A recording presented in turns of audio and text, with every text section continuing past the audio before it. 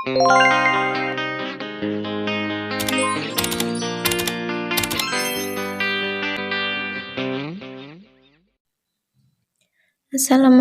warahmatullahi wabarakatuh. Kali ini saya akan menjelaskan mengenai teorema proyeksi pada segitiga siku-siku. Nah, misalnya pada gambar ini, titik P ini adalah proyeksi C pada garis A. Kemudian titik Q ini dia proyeksi B pada titik A, pada garis A. Nah, dalam teorema proyeksi pada siku-siku ini ada beberapa teorema. Yang pertama itu, kuadran sisi siku-siku sama dengan hasil kali proyeksinya ke sisi miring dan sisi miring. Kuadran sisi siku-siku. Berarti kuadran sisi siku-siku yang C itu sama dengan hasil kali dari proyeksinya, proyeksi C tadi itu kan P. Nah, jadi C kuadrat sama dengan P, hasil kali proyeksinya dengan sisi miring. Dan sisi miringnya itu adalah A. Berarti C kuadrat sama dengan P dikali A. Yang kedua itu sisi B. Jadi kuadrat sisi siku-siku B kuadrat sama dengan hasil kali proyeksinya ke sisi miring. Proyeksi B ke sisi miring itu adalah Q. Jadi Q hasil kali proyeksinya tadi kan Q dengan sisi miring. Sisi miringnya itu A.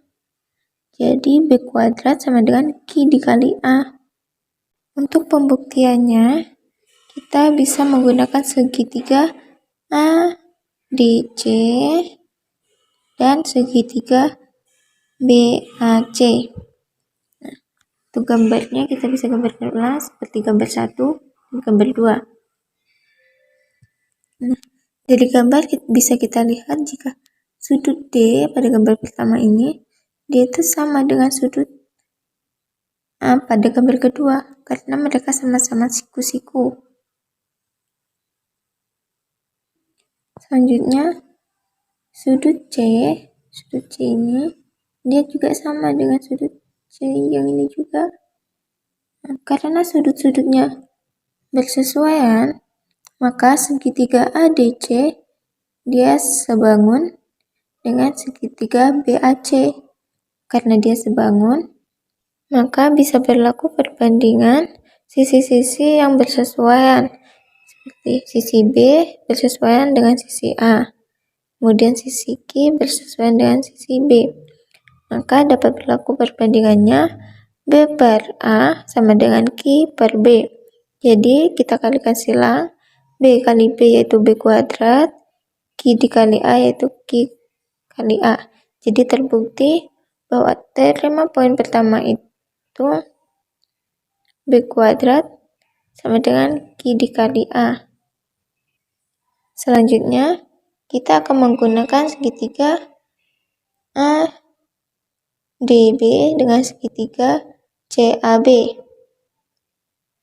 Nah, dari kedua segitiga ini, bisa kita ketahui bahwa sudut D pada segitiga nomor 2 itu sama dengan sudut A pada segitiga pertama, yaitu sama-sama 90 derajat. Kemudian sudut B itu sama dengan sudut B yang pertama. Jadi bisa disimpulkan bahwa segitiga ADB itu sebangun dengan segitiga CAB. Maka di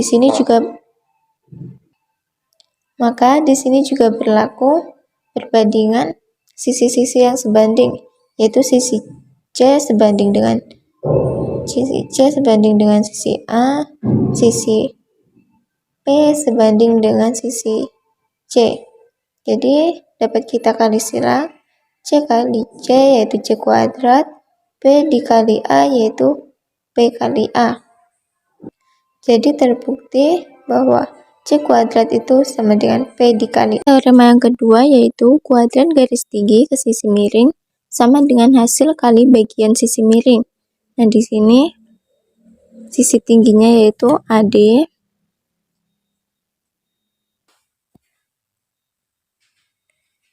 Nah, sisi AD ini kita misalkan dengan T. Kemudian sama dengan hasil kali bagian sisi miring. Nah, sisi miringnya itu ada P dan Q. Berarti P dikali Q. Untuk pembuktiannya, kita bisa menggunakan segitiga A, D, B dengan segitiga C, D, A. Nah, perhatikan segitiga DCA dengan segitiga DAB. Dan di sini bisa kita lihat sudut D itu sama dengan sudut D yang segitiga kedua, yaitu besarnya 90 derajat. Selanjutnya sudut C itu dia sama dengan sudut A pada segitiga kedua. Nah, kenapa bisa sama? Karena bisa kita lihat pada segitiga yang semula, yang utuhnya, itu kan sudut A-nya tuh 90 derajat. Nah, kita bagi dengan garis AD. Nah, besarnya ini dia tuh tidak sama besar. Maka dari itu bisa kita cari besar yang A, sudut A pada segitiga ADC itu sudutnya kan di sini sudah tahu nih, karena dia siku-siku berarti dia 90. Berarti kalau di sini dia alfa, di sininya berarti 90 dikurang alfa. Nah, kemudian untuk segitiga yang bagian sini, karena di sininya juga siku-siku, berarti kan di sini juga 90. Nah, di sini sudah 90 dikurang alfa. Berarti di sininya dia alfa. Jadi sudut C ini sama dengan sudut A. Karena sudut-sudutnya sama, maka segitiga ACD dan segitiga BAD itu sebangun, sehingga berlaku bersama perbandingan sisi-sisi yang sebanding, yaitu sisi T dia sebanding dengan sisi P, kemudian sisi Q sebanding dengan sisi T. Jadi bisa kita kalikan silang, T kali T yaitu T kuadrat, P dikali Q yaitu PQ. Jadi terbukti bahwa teorema 2 itu benar. Nah, untuk teorema selanjutnya yaitu teorema 3, bunyinya hasil kali sisi siku-siku sama dengan hasil kali sisi miring dan garis tinggi ke sisi miring. Nah, sisi siku-sikunya tuh kan ini, yaitu BC dikali sama dengan hasil kali sisi miring dan garis tinggi ke sisi miring. Nah, sisi miringnya itu kan A dikali sama garis tinggi ke sisi miring. Garis tingginya ini ke sisi miring. Ini T. Berarti T dikali A. Pembuktiannya kita bisa memakai segitiga yang utuh tadi ini dengan segitiga dari ini ADB. Karena dia sudut-sudutnya juga sama, yaitu sudut D ini sama dengan sudut A, sudut A ini sama dengan sudut C, sudut B ini sama dengan sudut B, maka berlaku perbandingan sisi-sisi yang bersesuaian, yaitu sisi T bersesuaian dengan sisi B, sisi C bersesuaian dengan sisi A, sehingga perbandingannya yaitu T per B sama dengan C per A. Bisa kita kali silang menjadi B dikali C yaitu BC, T dikali A yaitu TA. Jadi terbukti kalau teorema 3 itu BC sama dengan TA. Teorema selanjutnya yaitu teorema 4, bunyinya kuadrat sisi miring sama dengan kuadrat kedua sisi yang lain. Kuadrat sisi miringnya itu dia A, berarti dia A kuadrat sama dengan jumlah kuadrat kedua sisi yang lain. Sisi yang lainnya itu ada sisi B, berarti B kuadrat, sama satunya lagi sisi C, berarti C kuadrat. Untuk pembuktiannya, kita bisa menggunakan teorema 1.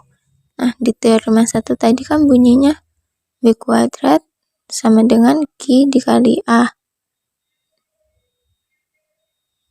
Nah, yang kedua itu C kuadrat sama dengan P dikali A. Nah, kita jumlahkan kedua poin teorema ini itu menjadi B kuadrat ditambah C kuadrat itu B kuadrat tambah C kuadrat. Habis itu Q A ditambah PA. Kemudian di B kuadrat ditambah C kuadrat itu sama dengan A dikali P ditambah Q.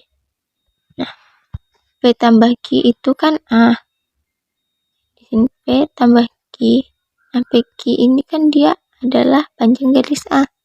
Jadi, P tambah Q itu adalah A. Jadi, B kuadrat ditambah C kuadrat sama dengan A kuadrat. Contoh soalnya yaitu perhatikan bangun A, B, C, D. Tentukan nilai D-nya jika diketahui AB-nya itu 12 cm, BC-nya itu 9, dan CD-nya itu 8. Nah, untuk mencari nilai AD, maka kita membutuhkan panjang AC. Nah, untuk mencari nilai AC-nya, kita menggunakan rumus Pitagoras, yaitu dengan mengakarkan garis panjang BC kuadrat ditambah dengan panjang AB kuadrat, sehingga menjadi akar 9 kuadrat ditambah 12 kuadrat, sehingga menjadi akar 81 ditambah 144, yaitu akar 225. Nah, akar 225 itu adalah 15. Jadi panjang AC-nya ini adalah 15 cm. Kemudian kita mencari panjang AD-nya. Nah, kita juga menggunakan rumus Pitagoras, yaitu akar dari AC kuadrat ditambah CD kuadrat. Nah, AC-nya itu kan 15, jadi 15 kuadrat ditambah CD-nya itu 8, jadi 8 kuadrat. Akar dari 15 kuadrat ditambah 8 kuadrat yaitu akar 225 ditambah 64, yaitu sama dengan akar 289. Nah, akar 289 ini adalah 17. Jadi panjang AD-nya ini adalah 17 cm.